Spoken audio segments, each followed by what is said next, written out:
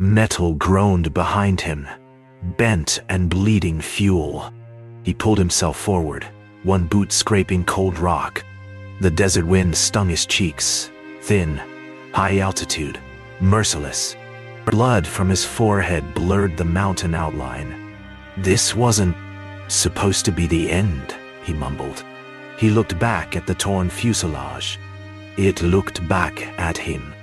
Inside the wreck, the silence was screaming.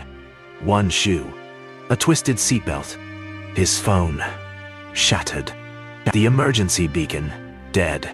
Battery acid leaking onto the floor. He reached for the black case marked Red Protocol. Alpha. Gone. He sat down slowly, palms against the wall. So that's how this begins. He sat in the gravel beside the wreck, hands shaking slightly. The cold was a presence. Sharp, observant. Above, the stars spun silently, as if mocking the man who chased them. I brought rockets back, but I can't bring help now. No answer. Only metal ticking as it cooled. He laughed once. Short. Hollow. D1. The flight console looked like a melted altar. He reached out, touched a single button, now fused into silence. Every safeguard, every layer, failed. His breath fogged the screen. He wrote an X in the mist. The interface blinked once, faint, dying. Then darkness took the cockpit. His watch had stopped ticking. 3:26.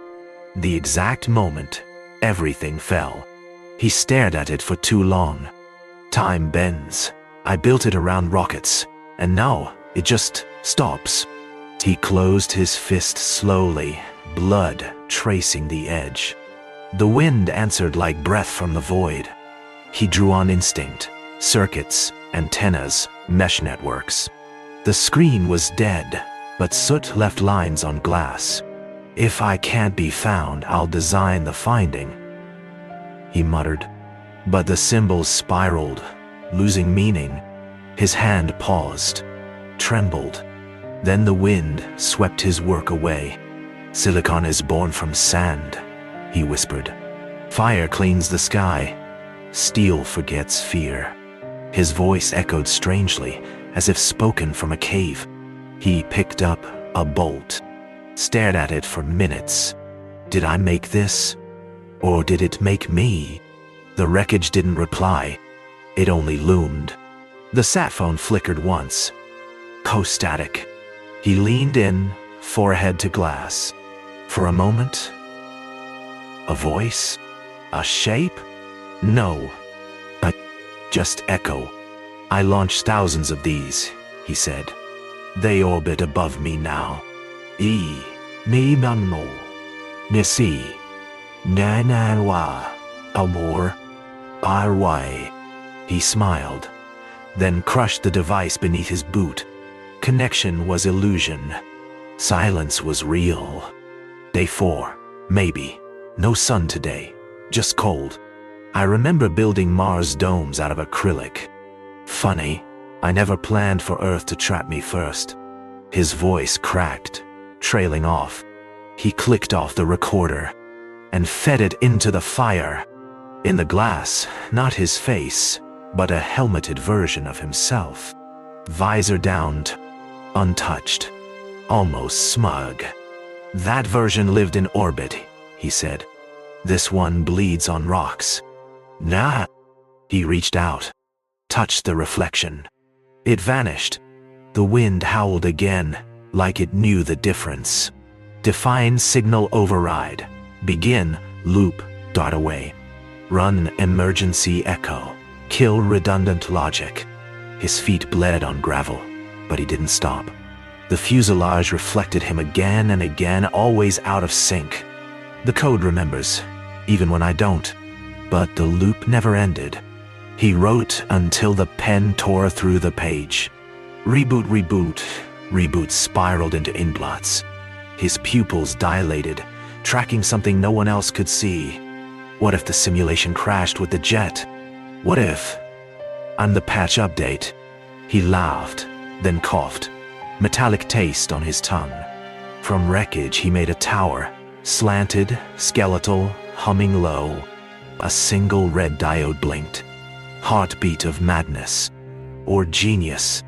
Low Earth orbit. This should reach them. If they're still above.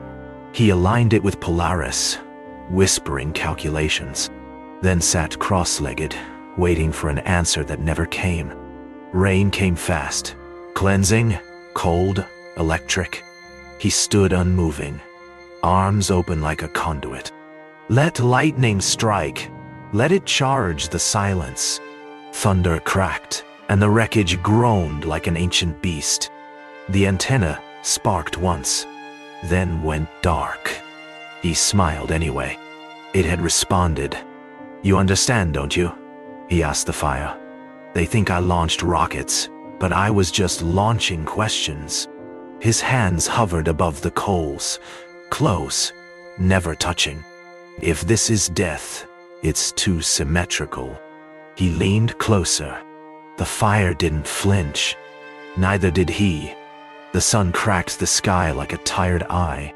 Frost clung to the aluminum skin beside him. He didn't move. Just watched light stretch across ruin. Why does morning still come? He asked no one. His breath hung in the air, unanswered. Even the birds avoided this place now. He arranged bolts and wires in a spiral. Tight, meticulous.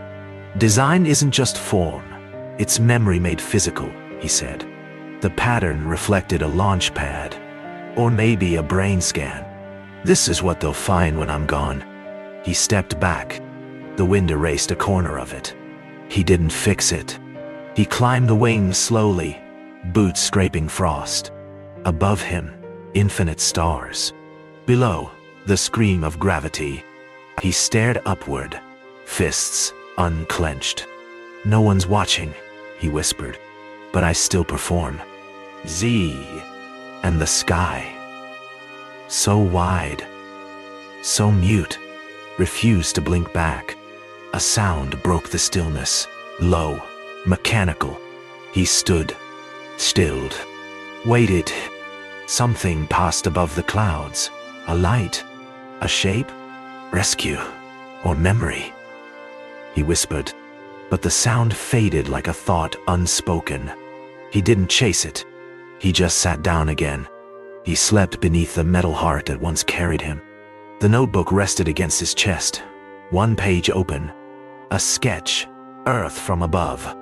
Alone, glowing, fragile.